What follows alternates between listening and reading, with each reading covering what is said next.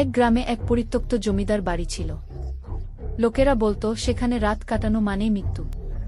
তবুও একদিন তিনজন বন্ধু, রিফাত, শুভ আর নাহিদ, চ্যালেঞ্জ নিয়ে সেই বাড়িতে রাত কাটাতে গেল। বাড়িতে ঢুকতেই তারা টের পেল বাতাস হঠাৎ ঠান্ডা হয়ে গেছে। ঘড়ির কাঁটা 12টায় পৌঁছাতেই উপরের তলার করিডোর থেকে ভেসে এলো পায়ের শব্দ। তারা টর্চের আলো ফেলল, কেউ নেই, কিন্তু ধুলোমাখা মেঝেতে স্পষ্ট ভেজা পায়ের ছাপ পড়ছে একের পর এক, যেন কেউ তাদের দিকেই হাঁটছে। হঠাৎ দরজা বন্ধ হয়ে গেল।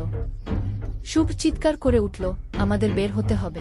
ঠিক তখনই দেয়ালের পুরনো আয়নায় দেখা গেল এক লম্বা মহিলা, চুল মুখ থেকে আছে, আর চোখ দুটো লাল আগুনের মতো জ্বলছে। সে ধীরে ধীরে আয়না থেকে বেরিয়ে এসে ফিসফিস করে বলল, তোমরা এসেছ? খুব ভালো, আমি বহুদিন ধরে অতিথির অপেক্ষায় আছি।